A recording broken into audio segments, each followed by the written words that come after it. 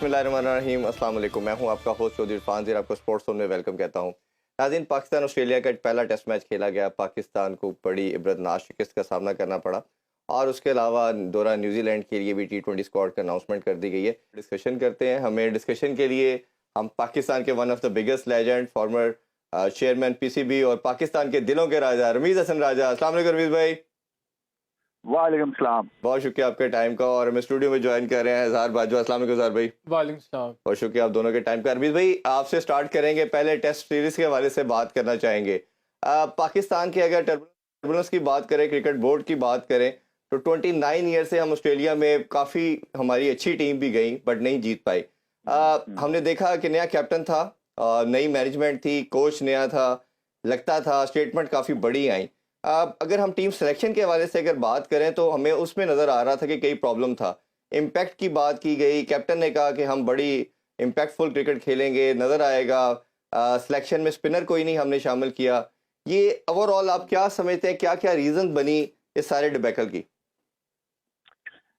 देखिए, ऑस्ट्रेलिया जो है एक तो मुश्किल टेरिटरी है पाकिस्तान के लिए, कोई शक नहीं, बट ये एक जो ब्लॉक है ना, और ख़ास तौर पे यंग जनरेशन को तो काबू पाना चाहिए ऐसी हिस्ट्री के ऊपर, और नए दरवाजे खुलने चाहिए, क्योंकि ये ऑस्ट्रेलियन जो प्लेयर्स हैं और ऑस्ट्रेलियन टैलेंट जो है ये एक्सपोज्ड है अब पाकिस्तानी प्लेयर्स के हिसाब से, क्योंकि लीग्स में खेलते हैं, वर्ल्ड कप्स में खेलते हैं, हर साल कोई ना कोई वर्ल्ड कप हो रहा होता है, आपको इनकी स्ट्रेंथ्स वीकनेसेस का पता है।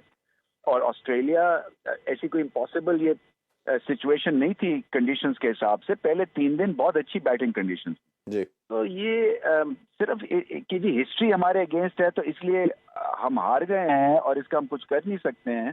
तो ये एक तो तासुर जो है ना, ये ठीक नहीं बैठता है, क्योंकि ये एक यंग जनरेशन है, चाहे जितने मर्जी रूकी फास्ट बॉलिंग अटैक था या इनएक्सपीरियंस आप कह ले। मैं समझता हूँ कि जो भी आप समझते हैं 100 ओवर्स की बैटिंग के बाद दूसरी इनिंग्स में 31 ओवर्स में आउट हो जाना, ये अनएक्सेप्टेबल है। जी। और इसमें चाहे आप इंटेंट की बात कर ले, टेक्निक की बात कर ले, एक मेंटल ब्लॉक की बात कर लें, ओवरऑल जो एक टर्बुलेंस है उसकी वजह से मैं समझता हूँ बहुत कुछ हो रहा है। ये परफॉर्मेंस जो है ना, ये आप एक तरह से मिरर है जो कि क्रिकेट बोर्ड में या सिलेक्शन के पॉइंट ऑफ व्यू से या जो नई टीम मैनेजमेंट आई है उसकी जो पॉइंट ऑफ व्यू से, ये सब चीज़ें जो है ये असरअंदाज होती हैं परफॉर्मेंस पे। बिल्कुल। अच्छा रमीज भाई, इसमें 2-3 चीज़ें मैं जानना चाहूँगा। हमने चले बैटिंग तो हमारी समहाउ ये 1.5-2 साल से यही लड़के खेल रहे हैं। टेस्ट की अगर बैटिंग की बात करें, बॉलिंग में अगर हम बात करें तो चले वो ज़रा इनएक्सपीरियंस थी, बट उसमें हमने देखा कि 2-3 प्लेयर पे हम बहुत रिलाय करते हैं। जैसे शहनशाह अफरीदी का अगर देखा जाए तो पूरे टेस्ट मैच में सिर्फ 2 विकेटें ले सके। बाबर आजम पे हम बहुत रिलाय करते हैं, वो न्यूक्लियस पूरा उनके गिर्द घूमता है, तमाम उनके अगेंस्ट उनके गिर्द खेलते हैं। तो ये दोनों सीनियर प्रोज का रन्स ना करना और विकेट ना लेना, ये रीजन है, या पुअर सिलेक्शन, जैसे मैंने शुरू में कहा कि हमने स्पिनर को ऐड नहीं किया या एक ऑलराउंडर के साथ जा सकते थे, ये रीजन बनी? देखिए, ये एक तरह से सभी जो है ना वो कसूरवार हैं। ये एक या दो प्लेयर्स के ऊपर जो है ना आप बेस नहीं कर सकते टेस्ट मैच विन। ये एक तरह से एटीट्यूड होता है, एक आपका माहौल बनता है, फिर एक आपकी एक इंटेलिजेंस जो है उसको सामने लेके आना पड़ता है, क्योंकि आपको मुश्किल क्वेश्चंस जो है ना वो इंटेलिजेंस के थ्रू कई दफ़ा जवाब देने पड़ते हैं, टैक्टिक्स के हिसाब से जवाब देने पड़ते हैं। फॉर एग्जांपल, अगर आप 120 बॉल खेल लेते हैं और आपको पता है कि आपकी इनिंग्स आगे आप नहीं धकेल रहे हैं, तो आपके पास फिर ऑप्शन बी, ऑप्शन सी जो है ना वो आपके जेहन में चलता है कि एक सर्वाइवल मोड से पाकिस्तान निकला ही नहीं इस टेस्ट मैच में। ऐसे लगता था कि अभी आउट हुए, अभी चौका पड़ा, अभी पार्टनरशिप लगी, अभी ऑस्ट्रेलिया जीता। ऐसे माइंडसेट के साथ आप टेस्ट मैचेस नहीं जीत सकते हैं। हाँ, मैं समझता हूँ कि बाबर आजम के लिए एक स्ट्रॉन्ग स्टेटमेंट देना जरूरी है, शाहीन अफरीदी के लिए एक स्ट्रॉन्ग स्टेटमेंट देना जरूरी है। देखिए, ये दोनों लीडर्स हैं अपनी अपनी डिपार्टमेंट के, और इनको एग्जाम्पल भी सेट करनी है। मैं समझ सकता हूं कि बाबर आजम का इस वक्त जो ज़हनी हालात हैं वो ठीक नहीं है। आपसे कप्तानी छीन ली गई, पॉलिटिक्स हो रही है, और फिर शाहीन अफरीदी जो है वो मुझे अभी भी हाफ फिट दिख रहे हैं। तो ये जो ऐसी चीज़ों के साथ जब तक कि देखिए, जो आर्टिस्ट होता है ना, कोई भी किताब लिखने वाला या पेंटर, इसको सुकून का माहौल चाहिए होता है। इसको ऐसी जगह पे जाके किताब लिखते हैं जो बड़े बड़े राइटर्स हैं जहाँ पे माहौल जो है ना वो बिल्कुल जैसे कि टाइम रुक जाता है। जी तो जब तक कि आप ऐसा विनिंग माहौल एनवायरनमेंट नहीं देंगे क्रिकेट बोर्ड की तरफ से और इस डगआउट में, तब तक आप ब्रिलियंस ना एक्सपेक्ट करें। बिल्कुल। अच्छा रमीज भाई, हमने देखा कि एक तो पहली इनिंग्स में ऑस्ट्रेलिया की 10 विकेट्स हमने ले ली, बेशक वो 490 तक स्कोर ले गए। और उसके अलावा एक स्टेज ये भी थी कि जब पाकिस्तान पहले बैटिंग कर रहा था पहली इनिंग्स में, तो by the end of second day हमारे सिर्फ 2 आउट थे, और थर्ड डे में भी इवन एक स्टेज ऐसी थी वी वर जस्ट 3 फॉर 181। उस वक्त लग रहा था कहीं ना कहीं हम टेस्ट मैच में है, लेकिन उसके बाद से ऐसा कोलैप्स हुआ। और कहीं ना कहीं आपको लगता नहीं कि ये कंसंट्रेशन का, ये टेम्परामेंट का जो एक डोमेस्टिक क्रिकेट खेल के आपको कंसिस्टेंटली 4 डे खेल के आपका टीम में डेवलप होता है, वो लैकिंग किया कि आपने टेस्ट क्रिकेट में तमाम सेशंस में, तमाम डेज में आपने वो मोमेंटम मेंटेन रखना होता है, या वो कंसंट्रेशन लेवल्स मेंटेन रखना होता है। देखो इज़हार, ये जो है ना ये गेम बिटवीन द ईयर्स भी खेली जाती है, और जो अच्छी क्रिकेट टीम्स है वो 2 इनिंग्स अच्छी खेलती हैं। ये नहीं हो सकता कि एक दिन आपका बड़ा ही एक फ्लैशी ब्रिलियंस आप देख ले और उसके बाद नोज डाइव आप कर जाएं बैटिंग और बॉलिंग में, फील्डिंग में। तो ये जो टेस्ट क्रिकेट है ना, ये डिमांडिंग एक चीज है, और इसके लिए ज़हनी एतबार से आपको स्ट्रेंथ चाहिए और टेक्निकल एतबार से बहुत स्ट्रेंथ चाहिए। तो ये फर्स्ट क्लास का देखें, हमारा तो म्यार, या जब आप फर्स्ट क्लास क्रिकेट या 80 ओवर की करा रहे हैं, मिड सीजन में रूल्स बदल रहे हैं, जी आपकी पिचेस अभी तक ठीक नहीं हुई हैं, और फिर आप एक्सपेक्ट करें कि आप एक हरक्यूलियन परफॉर्मेंस देंगे एक ऐसी टीम जो कि वर्ल्ड चैंपियन है, तो मैं समझता हूँ कि हम वैसे ही एक गलत फहमी का भी शिकार हो जाते हैं। हम अनफॉर्चुनेटली टेस्ट क्रिकेट में मिड ईयर की टीम है, और अब हमें सर्वाइवल की गेम खेलनी है कि हम लोअर नंबर्स पे ना चले जाएं, बिकॉज मैं समझता हूँ पाकिस्तान को एडवर्टाइज करने का यही एक जरिया रह गया है through cricket, through this medium. और अगर आप इसको सही तरह से गेम को नहीं खेलेंगे, इसको सही तरह से गवर्न नहीं करेंगे, एनवायरनमेंट एक नई चीज क्रिएट करेंगे, तो ये खराब एडवर्टाइजमेंट होगी हमारी, और कुछ नहीं होगा। अच्छा रमीज भाई, एक इसमें इसी के साथ मैं एक और चीज़ आपसे जानना चाहूँगा। हमें एक क्लियर डिफरेंस नज़र आया कि स्किल लेवल का ऑस्ट्रेलियन साइड की, जैसे वो टेस्ट के भी चैंपियन है, टेस्ट चैंपियनशिप भी जीत चुके हैं, वर्ल्ड कप के भी वो चैंपियन है, एक जो स्किल लेवल है उसमें बड़ा मैसिव डिफरेंस नज़र आया। उनके चाहे पेस बॉलिंग की बात करें, उनके बैटर की इंटेंट की बात करें, उनकी शॉट्स की बात करें, हमारी बड़ी लिमिटेड थी। और ये हमारे प्लेयर्स का 30-40 करके मुश्किल फेज निकाल के आउट होना, डोंट यू थिंक सो कि ये क्राइम है? और सेकेंडली आप ये बताइए कि अगर इम्पैक्ट डालना था, ऑस्ट्रेलियन की हिस्ट्री देखी हमने 90 से लेके अब तक, अगर किसी इंडिया जैसे इंडिया उनको जाके ऑस्ट्रेलिया में मारता है तो वो क्या करते हैं, उन पर अटैक करते हैं। तो इन बैटिंग की, कन्वेंशनल बैटिंग से तो आप नहीं जीत सकते। तो आपके ख्याल में क्या साइम अयूब जैसा बैटर एक ऑप्शन हो सकता है एक्स फैक्टर के तौर पे कि इसको डाल के हम भी कुछ कर पाए? देखिए, ये जो एक एग्रेशन है ना, वो डिपेंडेंट है आपके स्किल लेवल के ऊपर। जी ठीक है, आपका दिल तो चाहता है, माइंड भी एग्रेबल होगा, बट आपके पास वो फोर्स ही नहीं है, वो स्किल्स ही नहीं है, तो आप क्या फिर तेज खेलेंगे और आहिस्ता खेलेंगे?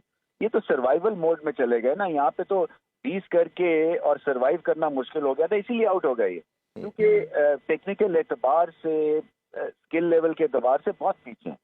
फिर आप ये देखिए, आपने ऑस्ट्रेलिया की स्किल्स की बात की है, ये जो प्लेयर्स हैं ये सारे T20 भी खेलते हैं ना, मोस्ट ऑफ देम। जी ऐसा नहीं है कि ये आइसोलेशन में खेल रहे हैं। हमारे यहाँ तो मैं अभी पढ़ रहा था कि अंडर 19 के प्लेयर्स को अब T20 टूर्नामेंट से बैन कर दिया खेलने। बिल्कुल कर दिया गया जी।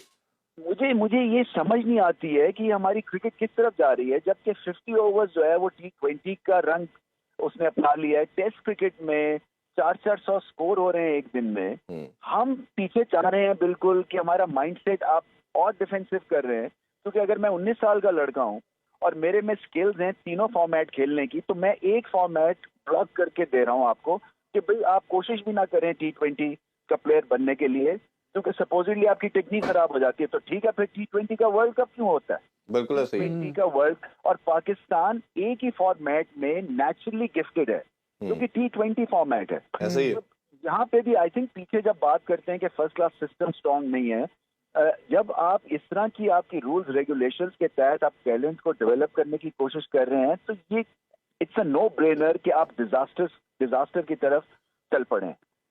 बिल्कुल। अच्छा रमीज भाई, अगर हम टैलेंट की या जिस तरह बात करें तो आज T20 जो स्क्वाड है अगेंस्ट जो T20 सीरीज होगी न्यूजीलैंड की, उसके भी अनाउंस कर दिया गया है। उसमें अगर हम बात करें तो ऑब्वियसली शहनशाह अफरीदी कैप्टन है और उनकी पहली असाइनमेंट होगी एज ए कैप्टन उसमें आमिर जमाल को चांस दिया गया है, अब्बास अफरीदी को चांस मिला, अबरार को T20 में पहली दफ़ा अपॉर्चुनिटी मिल रही है, बाकी पुराने लड़के हैं, हसीबुल्लाह को चांस दे दिया गया है, और साहबजादा फरहान, हुसैन अयूब ओबियसली पहले एक दफ़ा अफगानिस्तान के अगेंस्ट खेल चुके हैं। तो ये जो 6-7 लड़कों का पूल है यंगस्टर का, इनका कैसे देखते हैं? बकौल ओबियसली मैनेजमेंट तो यही कह रही है कि हमने यंगस्टर को भी साथ ग्रूम करना है, हम लेके आ रहे हैं, तो ये ओवरऑल डेवलपमेंट कैसे देखते हैं आप? या देखें, ये सारा मैं मान सकता हूँ कि बड़ी ऑनेस्ट अगर इंटेंशंस हो ना तो ये बहुत वेलकम करना चाहिए, बट ऑनेस्ट इंटेंशंस नहीं है ये। आपने वो लीक तो सुन ही लिया जो कि ज़का अशरफ का है, उसमें आपको आइडिया हो रहा है कि किस तरह से ये गेम गवर्न हो रही है। यानी कि प्लेयर पार को तोड़ने के लिए ये लोग बैठे हुए हैं। प्लेयर पार क्यों तोड़ रहे हैं आप? मैं सवाल ये करना, अगर है भी, क्या वो फिक्सिंग कर रहे हैं मैचेस?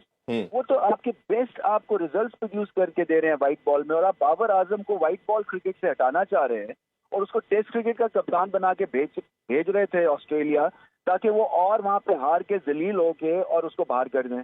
तो इनकी ऑनेस्ट इंटेंशन ही नहीं है, और ये इसीलिए ये टीम तितर बितर इन्होंने कर दी है, क्योंकि बड़ी मुश्किल से इकट्ठे होते हैं ये प्लेयर्स, और कप्तान का पूरा हक है कि एक दो ऐसे प्लेयर्स वो खिलाए जिन पर उनको कॉन्फिडेंस है, चाहे आप उसको यारी दोस्ती कह लें या कॉन्फिडेंस कह लें। इमरान खान के होते हुए या जितने भी ग्रेट लीडर्स रहे हैं हमारी पाकिस्तान क्रिकेट टीम में, वो एक दो को हमेशा इसलिए खिलाते थे कि एक गट फीलिंग थी कि ये मुझे करके देगा, इररिस्पेक्टिव कि उसने फर्स्ट क्लास में कुछ किया है या नहीं किया, या वो कंसिस्टेंट है या नहीं है। तो ये जो आप नए प्लेयर्स को अगर इंट्रोड्यूस भी कराना है तो ये आप घर पे कराएं ना। ये न्यूजीलैंड में कंडीशंस ऐसे ही है जैसे कि आप ने वहां भिजवा दिया अफगानिस्तान के अगेंस्ट एक नई टीम को शारजा जैसी पिच के ऊपर, और हार के सीरीज आ गया और कुछ भी नहीं हुआ। पाकिस्तान अफोर्ड नहीं कर सकता है लॉसेस। वर्ल्ड कप खराब गया है, ऑस्ट्रेलियन सीरीज खराब जा रही है, न्यूजीलैंड सीरीज खराब हुई, तो आप मुझे ये बताएं, ये देखेगा कौन क्रिकेट? ये क्या फलसफा चलेगा कि जी आपने 7 नए प्लेयर्स भिजवा दिए थे तो इसलिए हम हार गए? कोई नहीं मानेगा। आजकल जो आपकी सेकेंड इन लाइन है ना, वो आपको इंडिया की तरह जब तक नहीं होती है, उतना टैलेंट नहीं होता है कि कोहली को वहां पे आप टफ टाइम दे सके सिलेक्शन के ऊपर, तब तक ये एक्सपेरिमेंट बिल्कुल नाकारा होंगे। रमीज भाई, स्क्वाड तो इरफान भाई ने आपसे शेयर कर ही लिया है, तो आपका ख्याल है अभी जून जुलाई में वर्ल्ड कप भी आना है T20 का, तो क्या माइंडसेट होना चाहिए, क्या मेजर्स लेने चाहिए कि उसके लिए बेहतरीन प्रिपरेशन हो सके हमारे खिलाड़ियों के लिए? देखें, सबसे पहले तो बॉन्डिंग दोबारा से होने की जरूरत है। इस वक्त बड़ा फर्क है माइंडसेट में, जो कि टीम मैनेजमेंट है, जो सिलेक्शन है, जो क्रिकेट बोर्ड है, वर्सेस द प्लेयर्स। अब देखें ना, आप रिजवान को सिर्फ इसलिए सपोजिटली आपने साइडलाइन किया है कि वो एक एजेंट के साथ काम करते हैं। मतलब कोई तुक बनती है इस चीज की? कोई आजकल की डे एंड एज में आप मुझे ये बताएं कि ये इस चीज के ऊपर कौन मानेगा कि आपकी सिलेक्शन हो रही है कि आपकी टीम को तोड़ दिया जाए, बॉन्ड इसका अनबॉन्ड कर दिया जाए, और फिर उसके बाद नए लड़कों को प्रेजेंट कर दिया जाए और उनको शेर के डेन में डाल दिया जाए, और उसके बाद फिर सारा माहौल जो है आप उसमें एक एंग्जाइटी क्रिएट कर दें। अच्छा रणवीर भाई, मैं लास्टली एक चीज जानना चाहेंगे, क्योंकि फिर ब्रेक के लिए जाना है, ये जानना चाहेंगे, इंटेलेक्चुअल डिसऑनेस्टी की बात की जाती है। हमने देखा कि इंजमामुल हक पे इन्होंने ओबियसली कमेटी बनाई, उसका रिप्लाई नहीं अभी तक हमें पता चला कि क्या डिसीजन लिया गया। बाबर को हटाया गया, एक ओबियसली एक रिपोर्ट आनी चाहिए थी, क्या क्या ब्लंडर हुए, क्या वो चीज़ नहीं आई। अभी 2 दिन पहले आपने एक ऑडियो लीक भी सुनी होगी, और जो ज़का अशरफ साहब बात कर रहे थे, ये सारे जो टर्बुलेंस है, ये प्रॉब्लम है, आप ये जो डायरेक्शन जा रही है टीम की और बोर्ड की, इस साइड को कैसे देख रहे हैं? देखिए, पहले आपने सिलेक्शन में एक मैसिव गलती ये की कि आप सलमान बट को वापस ले आए एज अ सिलेक्टर। फिर उसके बाद आपने जो टीम डायरेक्टर है वो कहते हैं अंडर 19 के प्लेयर्स मैंने बैन कर दिए हैं T20 खेलने से। फिर उसके बाद चेयरमैन ऑफ द बोर्ड की लीग कन्वर्सेशन आ जाती है, जिस जो कि प्लेयर पार सपोजिटली को तोड़ना चाह रहे हैं, बिकॉज एक एजेंट के साथ 8 प्लेयर्स मिले हुए हैं और उनको ये पसंद नहीं है। कोई क्रिकेटिंग रीजन नहीं है, कोई लॉजिक नहीं है, वो अभी आए हैं, उनको इतना नापसंद वो एजेंट हो गया है सडनली कि ये समझते हैं कि ये हाउ डेयर ही वाली सिचुएशन में आके, और उन्होंने ऐसा जबरदस्त कुल्हाड़ा मारा है कि सबके कॉन्फिडेंस का बेड़ा गर्क कर दिया, और पाकिस्तान टीम का जो एक तरह से डिरेल करने में सबसे नुमाया किरदार उनका है। बिल्कुल। फिर हम कहते हैं ये हमारा मॉडल जो है वो नोज डाइव क्यों कर गया। बिल्कुल ठीक है। नबील भाई बहुत शुक्रिया आपके टाइम का, इंशाल्लाह फ्यूचर में आपको दोबारा अभी एक छोटा सा ब्रेक लेते हैं जी, ब्रेक से वापस आके मजीद डिस्कशन करते हैं। Stay with us. Welcome back in sports on. हम बात कर रहे थे क्रिकेट के हवाले से, दो तीन हमने चीज़ें डिस्कस की ब्रेक से पहले। ऑस्ट्रेलिया सीरीज़ की थोड़ी बात कर रहे थे, लेकिन उससे पहले मैं न्यूजीलैंड की जो हमारी वुमेन टीम है उन्होंने भी विक्ट्री हासिल की और सुपर ओवर में मैच गया। एक तो वो बड़ी शानदार, मेरा ख्याल है पूरी प्राउड मोमेंट है कि अब हमारी ख़वातीन जो हैं उन्होंने भी विक्ट्रीज लेना शुरू कर दिए। एक तो उस हवाले से कैसे देखते हैं, और दूसरा हमने देखा कि जो एशिया कप हुआ अंडर-19 का, बांग्लादेश ने वो विक्ट्री हासिल की। दोनों के हवाले से अगर देखिए ये बड़ी इट्स अ गुड साइन कि हमारी विमेन क्रिकेट टीम भी विक्ट्रीज लेने लगी है, और वो भी ओवरसीज विक्ट्रीज लेने लगी है। न्यूजीलैंड में जाके डाउन अंडर उनकी टीम को उनके होम में हराना, पहले T20 की सीरीज रही, ODI में भी बेशक सीरीज नहीं जीत सके, लेकिन आखिरी मैच उन्होंने जीता, और बड़ा जो उससे पिछला मैच था वो भी बड़ा क्लोज गया। तो कंपेटिटिव हो रही हैं, और हमारी जो क्वालिटी ऑफ क्रिकेट है विमेन क्रिकेट टीम की वो डे बाय डे इंप्रूव हो रही है। इसमें जैसे पहले भी हम बात कर चुके हैं, जो कैप्टनसी का रोल है वो बड़ा क्रूशल रहा है। निदा डार जब से कैप्टन आई है, उन्होंने एक एग्रेसिव अप्रोच अडॉप्ट किया है। इस सीरीज में तो पहले इंजर होगी, लेकिन जो एक इम्प्रिंट होता है किसी भी कैप्टन का, किसी भी लीडर का, वो नज़र आ रहा है विमेंस टीम में। दूसरा जो एशिया कप है, मेरे लिए डिसअपॉइंटिंग ये है कि हम सेमीफाइनल में यूएई से हार गए। ये एज अ पाकिस्तानी 110-15 पे हमारे सिर्फ 2 खिलाड़ी आउट थे, और फिर पूरा कोलैप्स देखा हमने। 50 नेक्स्ट पे पूरी टीम ऑल आउट हो गई। Being a Pakistani cricket fan, this is very disappointing कि यूएई जो कि एक टेस्ट प्लेइंग नेशन भी नहीं है, उससे हम सेमीफाइनल में आ गए। लेकिन credit to both the finalist के दोनों ऐसी टीम्स है जिनकी जो सीनियर टीम तो इतना अच्छा परफॉर्म नहीं करी, लेकिन जो उनकी अंडर-19 टीम है, चाहे बांग्लादेश है चाहे यूएई है, वो फाइनल तक गए, और फिर बांग्लादेश ने यूएई को हराया।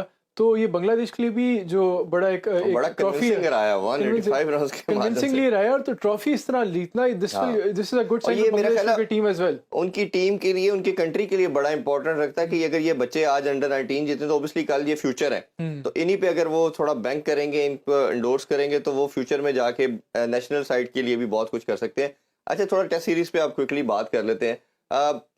बड़ा डिसअपॉइंटिंग है, अगेन हम हर दफ़ा बात करते हैं, दावे करते हैं, रिजल्ट समहाउ सेम आता है, और ये पाकिस्तान है in terms of result second highest defeat हमने ली है ऑस्ट्रेलिया के अगेंस्ट। फैक्टर्स हमने कुछ रमीज भाई से भी डिस्कस किए, आपकी एक तो नज़र में क्या है, दूसरा ये क्या हम मेयर स्टेटमेंट ही देंगे, जो पॉजिटिव की बात करते हैं, इंटेंट क्रिकेट की बात करते हैं, इम्पैक्ट डालेंगे उसकी बात करते हैं, जब हम ग्राउंड में जाते हैं तो स्किल लेवल का इतना बड़ा वास्ट हमें डिफरेंस नज़र आता है कि हम उसको कहीं मैचअप नहीं कर पाते। तो आपके ख्याल में क्या बेसिक रीजन बनी इस सारी डिफीट की? देखिए, एक तो टेस्ट क्रिकेट में मेंटल टफनेस बहुत मैटर करती है।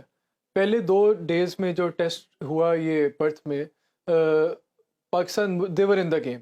एक तो बहुत जो इम्पोर्टेंट साइन में जिसको फिर भी हमने छोटे मोटे जो पॉजिटिव्स निकालने होते हैं, उसमें देखा कि they were able to take 10 wickets of Australia पहली इनिंग्स में। नॉर्मली जब इस तरह के टेस्ट होते हैं, ऑस्ट्रेलिया 500-600 स्कोर करने के बाद डिक्लेयर ही करती है। तो ये एक अच्छा साइन था कि एक तो पाकिस्तान ने उनको ऑल आउट किया, उसके अलावा हमारा एक यंगस्टर था जो डेब्यू कर रहा था, उसने 6 विकेट्स ली, और जो दोनों डेब्यूटेंट ने बड़ी अच्छी बॉलिंग, उसने 6 विकेट्स ली पहली इनिंग्स में। और दूसरा दिन जो था, तब भी जो हमारे ओपनर्स थे उन्होंने एक टफ स्टांस, उन्होंने टफ बैटिंग की, और एक मुनासिब किस्म का स्टार्ट दिया। 73 पे पहली विकेट गिरी, फिर शान मसूद 123 के करीब आउट हुए। तो उस टाइम तक डे 2 के एंड तक we were in the game. और डे 3 भी जब शुरू हुआ, एक स्टेज था जब आपने देखा होगा कि नाइट वॉचमैन खुरम शहजाद को भेजा, वो तो जल्दी आउट हो गए, लेकिन एक स्टेज ही when we were 3 for 181, Babar settle हो गए थे और इमाम उल हक खेल रहे थे। तो उस टाइम लग रहा था कि शायद हम 400-450 तक स्कोर स्ट्रेच कर लेंगे और ऑस्ट्रेलिया को कंपटीशन देंगे। उसके बाद से जो बैटिंग कोलैप्स हुआ है, that is totally unjustified, that is totally inexplicable. और ये पाकिस्तान की बैटिंग का एक बड़ा रेगुलर फीचर नज़र आता है कि बाज़ औक़ात कोई एक डोमिनेटिंग ऑपोजिशन के खिलाफ जब कोई एक आधी विकेट गिरती है, उसके खिलाफ जो आने वाले होते हैं उनमें इतनी रेजिलियंस, इतनी रेजिस्टेंस नज़र नहीं आई। और उसके विद इन 60-70 स्कोर्स आप 181 for 3 थे और 270 पे आप ऑल आउट हो गए। तो 7 विकेट आपने सिर्फ 70-80 स्कोर के ऊपर दी। उसके बाद जब ऑस्ट्रेलिया ने दूसरी इनिंग में बैटिंग करने आए, उस टाइम वो एक कमांडिंग पोजीशन में चले गए हुए थे जी। तो आप एक्सपेक्ट कर रहे थे कि वो आपको 400-450 का टोटल देंगे। और आप उनका कॉन्फिडेंस देखें कि उन्होंने 450 का टोटल, इतना भी बहुत ज़्यादा टोटल नहीं होता। और अभी काफ़ी टाइम पड़ा था, लेकिन उन्होंने डिक्लेयर जल्दी कर दिया ताकि अपने बॉलर्स को ज़्यादा टाइम दे सकें जी। उनको पाकिस्तान को ऑल आउट करने। मुझे याद आ रही थी रशीद शफीक की इनिंग्स, तब भी समहाउ 450 के करीब इन्होंने टारगेट दिया था और रशीद शफीक ने बड़ी शानदार और यासर शाह ने सेंचुरी की और एक दफ़ा हम तो लगा कि पाकिस्तान शायद ये मैच जीत जाएगा, बट इवेंचुअली उसको स्क्वीज अप नहीं कर पाए। थोड़ी सी बात हम जाने से पहले अगर हम T20 स्क्वाड के वाले से भी करें, तो जिस तरह हमने देखा कि यंगस्टर की बात की कि यंगस्टर को अपॉर्चुनिटी दी जाएगी, एक ये भी बात हो रही थी कि बाबर रिजवान को रेस्ट दिया जाएगा, और जब पहले टेस्ट में डिफीट हुई, बुरी तरह डिफीट हुई, तो इन्होंने कहा कि नहीं, हमने अपनी साख को भी बचाना है, और साथ ही इन्होंने अपने सीनियर प्रोस को भी डाल दिया। अब बाबर भी है, रिजवान भी है, बट अच्छी चीज़ यह है 17 रुकनी स्क्वाड है, यंगस्टर भी हैं। साहबजादा फरहान लास्ट 3 ईयर्स से हम देख रहे हैं हाईएस्ट रन गेटर हैं T20 फॉर्मेट में, और साइम अयूब को भी रखा गया। अब्बास हफीदी लास्ट PSL के हाईएस्ट विकेट टेकर थे। तो ये जो परफॉर्मर को डाला गया, हसीबुल्लाह की बात करें, ये कैसे देखते हैं? देखिए, ये अच्छी बात है कि जो डोमेस्टिक में अच्छा खेले आप उनको मौका दे रहे हैं। एक बंदा जो मेरे ख्याल में मिस हुआ है वो अहमद शहजाद है। वो हाँ। काफ़ी डिसअपॉइंटेड रहे कि पहले उन्हें PSL के लिए सिलेक्ट नहीं किया। वो कह रहे थे कि वो T10 खेलने जा सकते थे यूएई, लेकिन उन्होंने डोमेस्टिक में को पे फोकस करने को तरजीह दी। तो ये एक मिस आउट हुआ है। दूसरा मोहम्मद हारिस को भी मौका, जहाँ हम साइम अयूब को मौका दे रहे हैं वहाँ मोहम्मद हारिस को भी मौका देना चाहिए था। वो भी एक ऐसे यंगस्टर है जिनके पास पोटेंशियल है। और रही बात बाबर और रिजवान की, आपने अगर यंगस्टर्स को बेड इन करना है तो आपने मिक्स एंड मैच रखना है। आप ऑल टुगेदर एक यंगस्टर्स फील्ड स्क्वाड भेज देंगे जिस तरह आपने यूएई में भेजा था अफगानिस्तान के खिलाफ, वो कोई अच्छे ऑप्टिक्स नहीं होते, और उससे जो यंगस्टर्स की प्रोग्रेस है वो भी, उस पे भी रोड ब्लॉक्स आते हैं। तो एक और अच्छा कि इन्होंने मिक्स एंड मैच करके आइडली बिल्कुल यही सिनेरियो होना चाहिए। और जिस तरह अगर आप इंग्लैंड की बात करें या वेस्ट इंडीज की बात करें, वो सीरीज इंग्लैंड ने अपने काफी 8-9 प्लेयरों को नहीं खिलाया, तो फिर आप अगर हार मिलती भी है तो उसको ऑब्जॉर्व करना चाहिए, डाइजेस्ट करना चाहिए, और फिर पेशेंस भी रखना चाहिए, जो कि हम समहाउ नहीं कर पाते। अज़हर भाई, बहुत शुक्रिया आपके टाइम का। इंशाल्लाह आप लोगों से कल दोबारा मुलाकात होगी। अपना बहुत ख्याल रखें। अल्लाह हाफिज़। पाकिस्तान जिंदाबाद।